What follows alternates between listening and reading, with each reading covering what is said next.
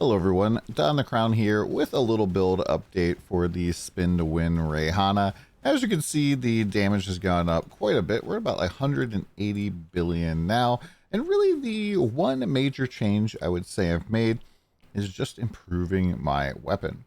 Now, there are a lot of different weapons that you can use for this particular build. I see a lot of people leaning to one type or another, but really just looking for any two-handed weapon that can have armor penetration.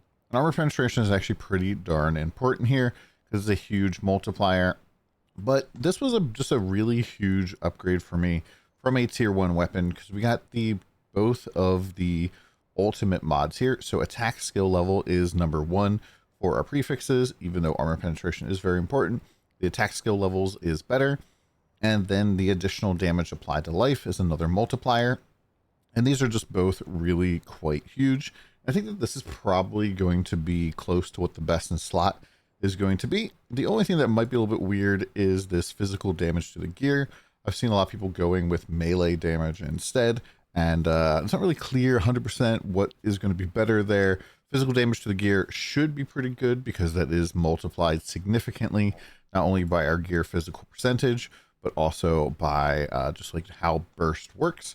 If you look at the hero trait for this, this is basically, takes 410% of your weapon damage. So you get a lot of damage from that added physical, which is pretty cool. Now, in terms of the rest of the gear, I haven't really made too many upgrades. I've changed the passive tree around a little bit, but one other thing that I did change is I actually changed my pack spirits, which is kind of strange because previously I was using a legendary pack spirit, the Fog Scorpion, and now we're using just 2 purple ones and a blue.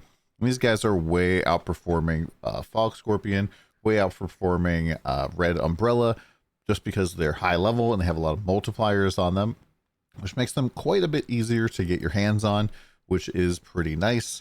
As you can see, this guy here gives me 7% additional, more movement speed, and then 4% additional as well. Now, Fog Scorpion can still be really good if you are using it, but this guy has an attack speed thing to it. And attack speed is kind of weird on the build right now because once your burst has enough attack speed or cooldown reduction, I guess, it will kind of just start auto triggering. Now, this doesn't do like your full damage most of the time. Like, a lot of times this is going to end up being lower than what you can do if you're actually stay hitting the enemy. However, this does self proc, and so your attack speed doesn't matter as much. And to that end, I have made some changes here on this. So we took away the faster attack speed, which I think was in the last version of the build. And so, yeah, it's just like what we have right now. Pretty much we're just trying to proc as many of our ailments as possible here. We do have a little bit here on acuteness. So we have cold damage. I put blinding here as well.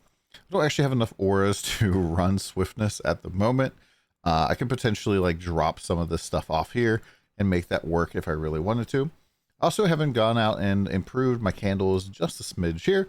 So we have additional damage when we move in, and this also converts our physical damage to a random elemental. But this doesn't matter to us at all because we have passives that prevent our physical damage from being converted at all. So this is like a non-negative, and then just 12% additional physical. It's actually giving me more damage than a flat physical candle, which is kind of strange. However, kind of is what it is type of thing. I did adjust this a little bit as well because it does appear that having activation mediums with Mass Effect, this Mass Effect doesn't seem to actually be triggered because it says when you use a supported skill. I believe that's only when you actively press the button as opposed to activation medium activating it. Now, you might be wondering, like, okay, so what have you kind of been doing then? Like, where's all the currency? Like, what have you been farming? Well, right now we have a lot of FE kind of stacked up. And yeah, at first I thought the next thing we're going to do was replacing our amulet here. We have a Vortex Heart here that has critical strike damage, just corroded up. And this is actually incredibly strong because we went out and we purchased ourselves what I thought was going to be our best in slot.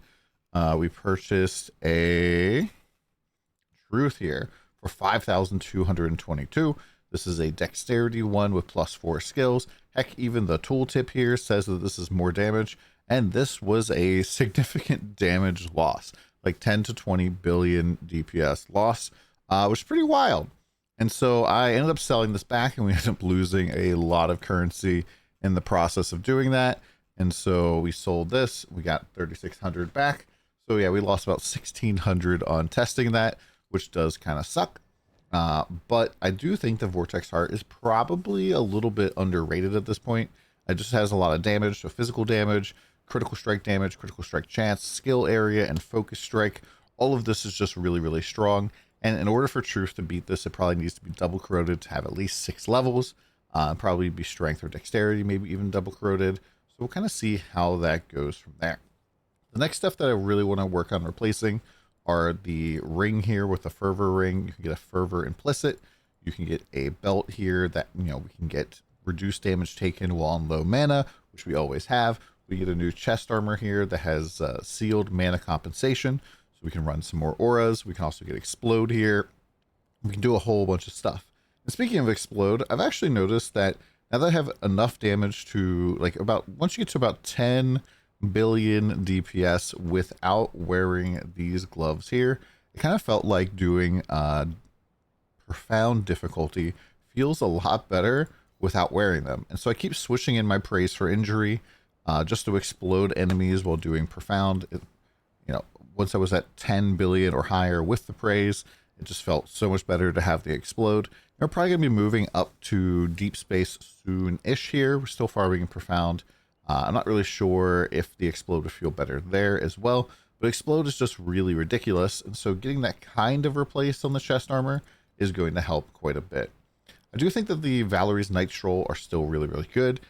Might be like one of the last things to replace because it is giving us damage reduction, additional damage, and blur kind of all together, which is pretty nuts.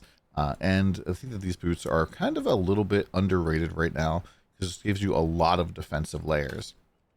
My slates are also kind of really bad at the moment. I do believe that my pedigree is fine. It has like Empower skill, it has mark, melee damage, it has rushed. I think this is pretty good. But then the rest of my like colored slates here, the red ones, are mostly bad. And so we have like +1 physical and then garbage. We have +1 physical and fervor effect. And then I have not been able for the life of me to be able to slam anything but multi-strike here. In order to reset this slate again, it's going to cost me 10 unifying wedges, which is just kind of a pain in the butt. Ideally here, we would get something in this last node that we want to duplicate out onto a prairie. So things like physical skill level would be really, really nice here, but it's just kind of been a pain in the butt to make happen. Likewise, the slate here is not very good. This one is pretty much just here, so I get the culling strike. And this one here gives us our blur when we inflict wilt. Now, I know some of you guys probably didn't watch the previous video. They're probably wondering, well, then how are you getting wilt if you don't have wilt on the slate? Well, on our pack spirit stuff here, we have Kismet Spider Fluid. This gives us increased damage per stack of wilt inflicted recently. Stacks up to 80 times, which should be like up 100% of the time. It also gives us 5 base wilt damage. And our passive major node makes it so that we always apply ailments. So we should be good to go there. The rest of the little ones for right now are dexterity. I think that I might actually replace these with double damage. I think double damage or maybe attack speed might be better here just overall. It's kind of like we're in a weird spot right now because there are definitely attack speed breakpoints for the burst. And unless you're like, basically what that means is you kind of have to get to a whole number in order to do more damage. So if I get like 10% more attack speed, it won't do anything for me. If I get another 10% more attack speed, it won't do anything for me. If I get another 10% more attack speed, it's going to give me a huge burst of damage because we finally like make it to the next step in like the evolution of the burst ratio. And typically the more attack speed we already have, the more problems we're going to have with that. Now, one thing I didn't know, if you're looking at your tooltip here, I think it's around like 11 attacks per second is where the burst starts to like stick to enemies. So kind of just keep an eye out for that. But yeah, I've heard people like getting like very, very, very high attack speed and giving them quite a bit of damage. I know I've seen some people like have a slate with the 10% additional attack speed. If you crit recently and it doesn't really do much for them, and then they duplicate it with a prairie or a something else, and this particular slate here, and then the damage goes up by a lot. And so we have to figure out what the breakpoints are. Maybe we'll try to do some math on that as well. But it's kind of give you guys a little bit of an update as to what the build is looking like.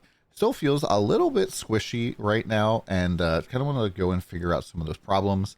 I think that part of the problem is our resistances aren't 100% maxed out, because, you know, we don't really have a lot of spot here for resistances in the first place.